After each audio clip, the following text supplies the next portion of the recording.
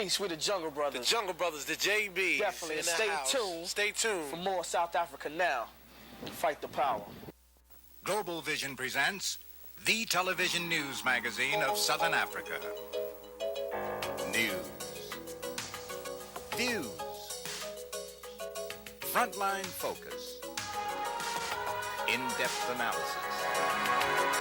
Covering the coverage. Cultural features. This week, South Africa Now reports these stories.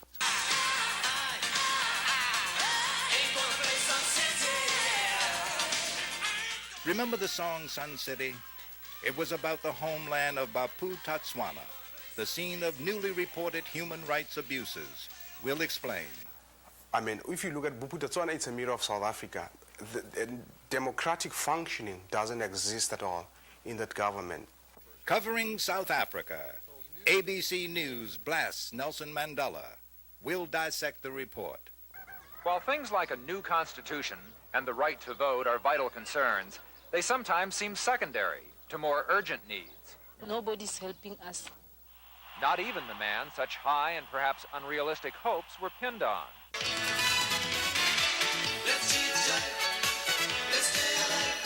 And in our culture section, from Zimbabwe, the sounds of the Bundu Boys. All of these stories and more on South Africa Now. But first, the uncensored news with Thandeka Gqubule and Phillip Tomlinson. Slavery. It seems to be alive and well in parts of South Africa. The Weekly Mail and Sowetan newspapers are reporting that refugees fleeing the war in Mozambique are being sold as farm laborers and concubines. A newspaper reporter actually purchased 2 slaves for $80 apiece. The refugees say slavery is preferable to living amidst the devastation of war and in fear of attacks by Renamo rebels. We have this telephone interview with the Weekly Mail. What had happened was what started as a trade in getting people across. In other words, people would pay the traders to see them through the electric fence on the border. Developed into essentially a slave trade. Most of the victims appear to be teenagers, often children whose parents have been killed in the war. For the first time in a year, a black South African has been executed, despite Pretoria's decision to suspend capital punishment. It happened in Bophuthatswana, a homeland perhaps best known to Americans as the place where the Sun City Resort is based. BOP, as it's known, has been the scene of protest against the local South African-backed black administration, which has also launched a crackdown on the ANC, charging that it is behind the death plot against Homeland President Lucas Mangope. So far, 32 ANC members have been detained.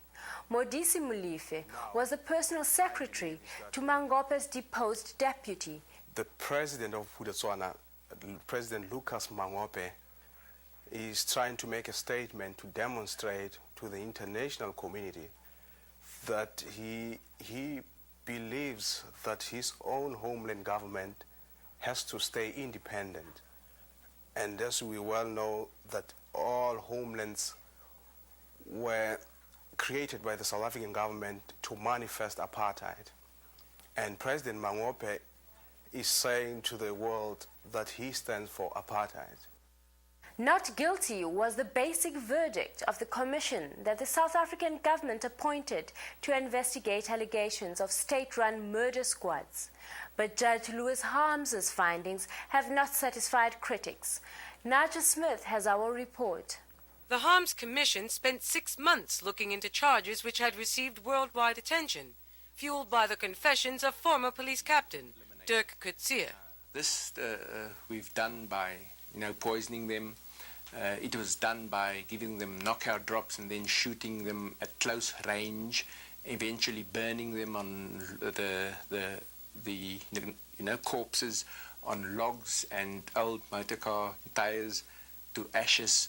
The allegations covered the killings of university professors, lawyers, and ANC activists, After 6 months of probing 71 assassinations, Harms recommended that only one of these killings should be investigated by state prosecutors. Critics have called it a cover-up. Right from the start, the Harms Commission was limited in its scope by the fact that it was allowed to investigate assassinations that had taken place only inside South Africa, which excludes about 60 to 70 people who were killed either in the frontline states or in Europe. The second fact was that Justice Harms was not given the power to grant immunity to people who testified before his commission. Even though it was an official probe, official agencies refused to cooperate. It's just not supposed to happen that all of the files of an agency that is under investigation by a government-appointed investigation just go away.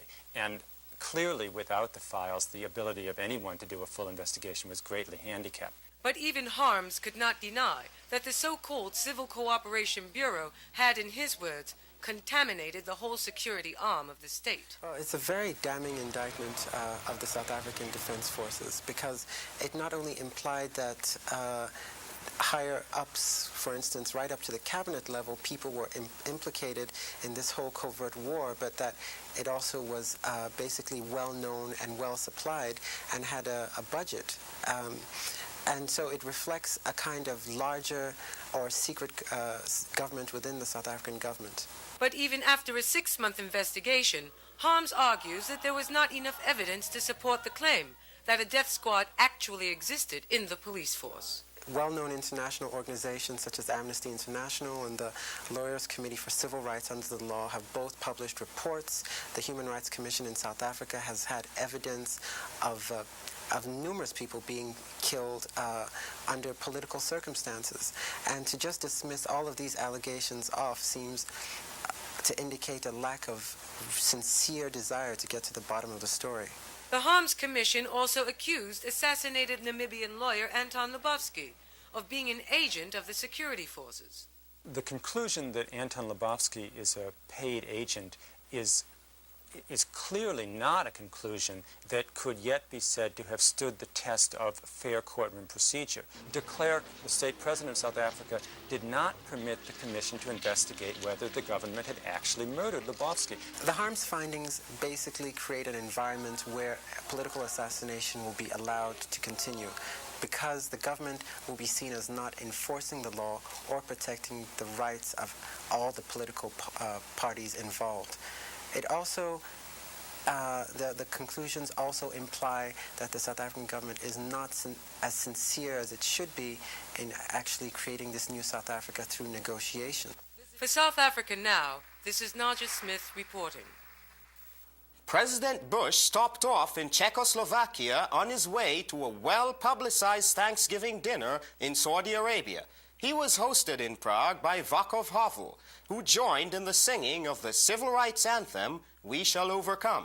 But black South Africans are not singing along, protesting the decision of that Eastern European country to receive South Africa's foreign minister, Pik Botha, who has adopted a policy of doing business with the former Soviet bloc countries, who are not supporting international sanctions. We asked a Czechoslovakian official about the new ties. In order to move in human rights, you must talk, you must discuss. You don't necessarily recognize the validity of the views of your partner. But since the movement in South Africa is in the right direction, we believe that it's the right time to talk, and no country should be completely isolated. Protests and church unity meetings were just some of the issues that occurred during the week in the frontline states. Here's Joseph Disho with a report. I'm Joseph Disho.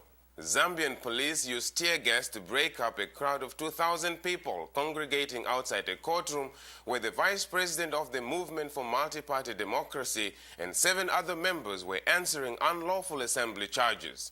1 boy was shot and several persons beaten, although police deny hurting anyone.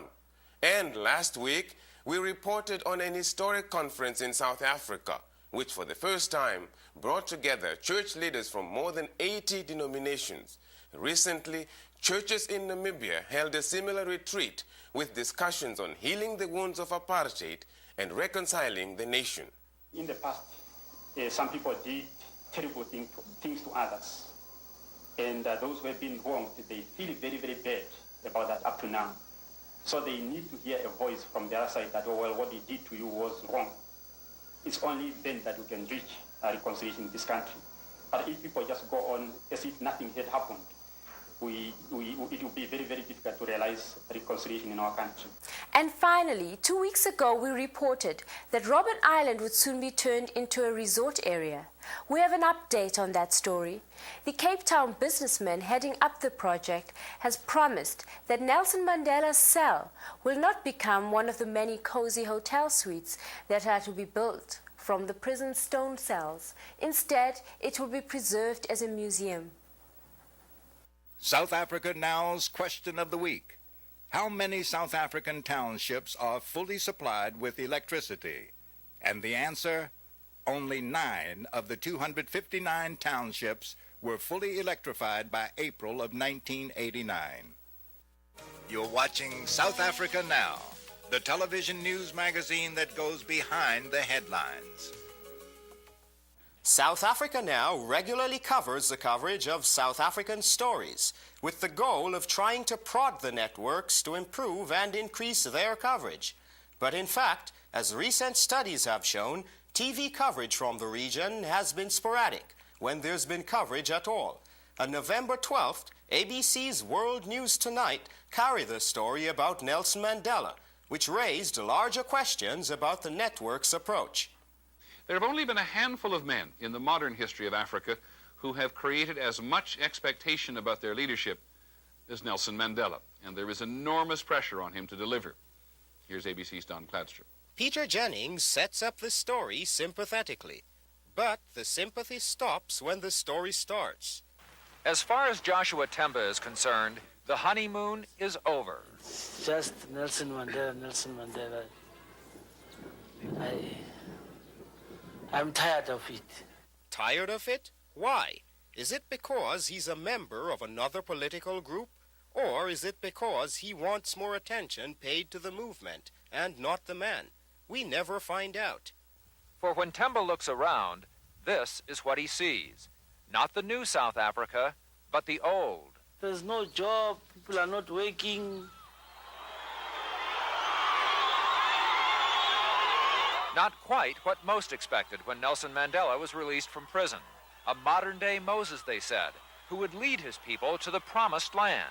True enough. Not much has changed. But why not explain that Mandela still has no power, no control over resources, no ability to enforce change? To buttress its point, ABC then uses a soundbite from the editor of a newspaper known for its opposition to the ANC. But that fact is not mentioned. What do the people have to show at the end of the day? What do they have to show? They don't have anything to show. So that all that euphoria has evaporated. While things like a new constitution and the right to vote are vital concerns, they sometimes seem secondary to more urgent needs. Electricity, running water, decent housing, garbage collection. Nobody's helping us. Not according to the reports we've run, showing that grassroots groups are mobilizing to provide services. They look to Pretoria, not Mandela, to pick up the garbage. In the 9 months since Nelson Mandela was freed from prison, he spent a third of that time outside South Africa. A celebrity leader, complained critics, better at collecting tributes abroad than dealing with the hard tasks at home. But why the foreign trips? ABC News didn't try to find out. The Matinee Lehrer NewsHour did. Is this a good time to be so long away from home? Well, the struggle against racial oppression is worldwide. It's not only confined to South Africa.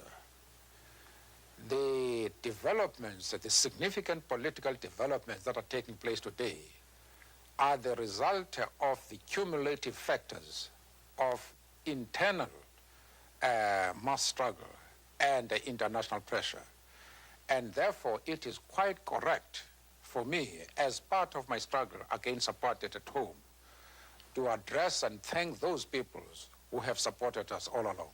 When Mandela called on students to return to school, most ignored him. When he pleaded with blacks to end their fighting, the violence continued. As long as Mandela is in power, it will never end, as far as I'm concerned. There goes ABC again, implying that Mandela's movement runs the police and the army. The proof? None. Very soon he's going to have to deliver. In other words, enormous expectations have been created. So if those expectations are not met, and met quite quickly, then I think we could see quite a powerful reaction against Mandela. Probably. But why not report the ANC's view that in order to meet expectations, power has to change hands, from the white minority to the black majority? On one hand, he's trying to reassure whites he's not a fire eater. At the same time, he must convince blacks he hasn't gone soft. If they want war, they will have war. The net result, confusion. One moment, Mandela is threatening to break off talks with the government. Next, he's promising they'll proceed. It seems that every time he makes a public utterance, he changes his mind. It seems. But is it true? Who is she? Why not question Mandela on this issue? He has said that winning over whites and mobilizing blacks are not contradictory. ABC implies otherwise. Last month, Mandela charged that government forces had the strength to put an end to township violence. And I want them to use that capacity. When they did, he accused them of overreacting. So what does he want? On the one hand, it's no good, on the other hand, it's no good.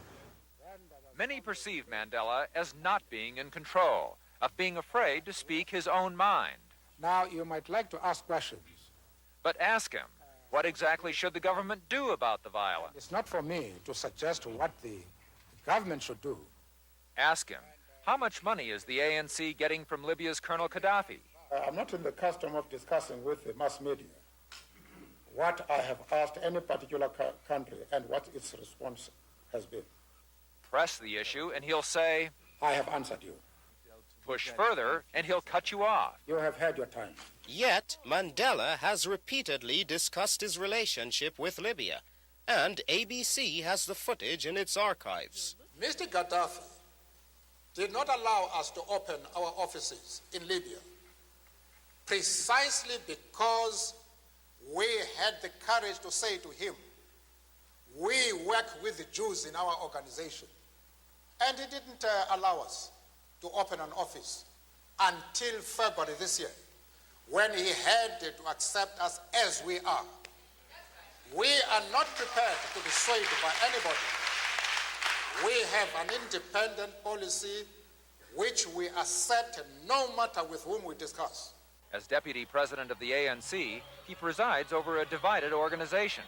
That means he must speak for young Turks who favor armed struggle, old guard leaders who do not, political exiles, political prisoners, angry township residents, everyone, except himself, it seems.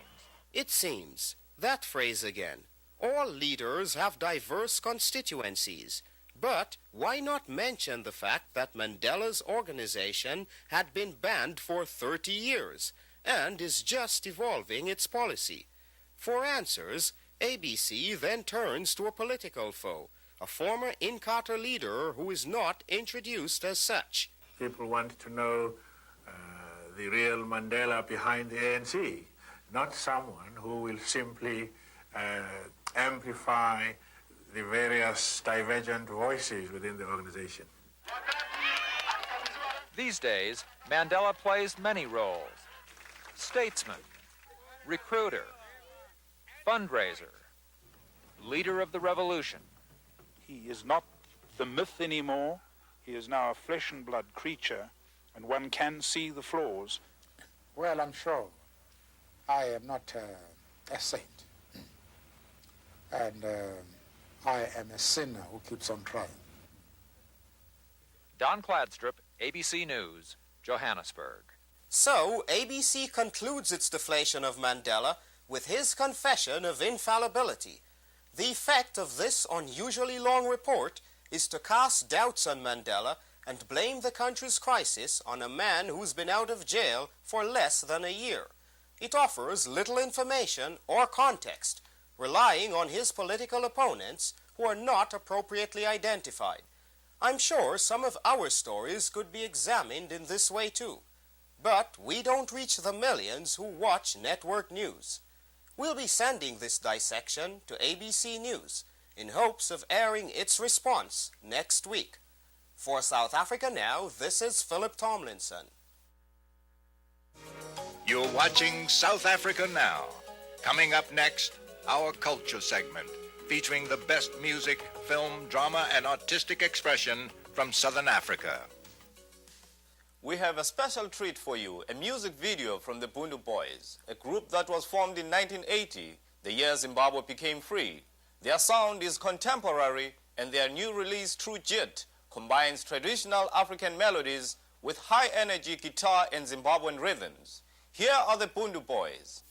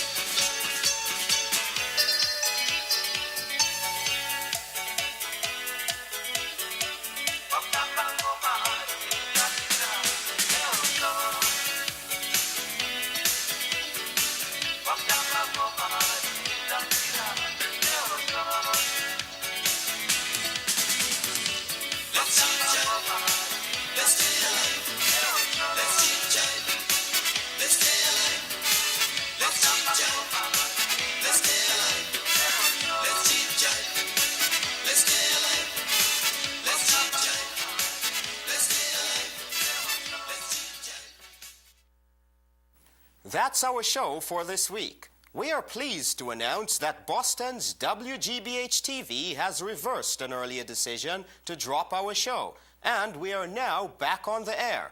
Executives said they had underestimated the degree of support among local viewers. Meanwhile, South Africa now is still apparently under attack. The New York Post published an editorial on South Africa Now, calling us taxpayer-funded propaganda. However, the reality is that we receive no public funds, and it is their absence that may force us off the air, as a far more positive story in the November 18th New York Times report. If you are interested in any of the issues we cover, or would like to order the new Mandela in America video, send a self-addressed stamped envelope to South Africa Now, Post Office Box 1907 Canal Street Station, New York, New York, 10013. South Africa Now is produced by Global Vision on a non-profit basis in association with the Africa Fund, a tax-exempt organization providing assistance and relief to victims of apartheid. For all of us at South Africa Now, I'm Phillip Tomlinson, sitting in for Fana Kekana. See you next week. Transcripts of this program are available for $4.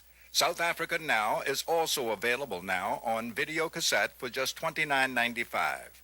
To order transcripts or cassettes, or for more information, write to South Africa Now, care of Journal Graphics Incorporated, 267 Broadway, New York, New York, 10007. To order by credit card, call 212-227-READ.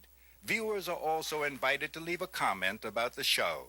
Video cassettes of previous programs can now be ordered as well.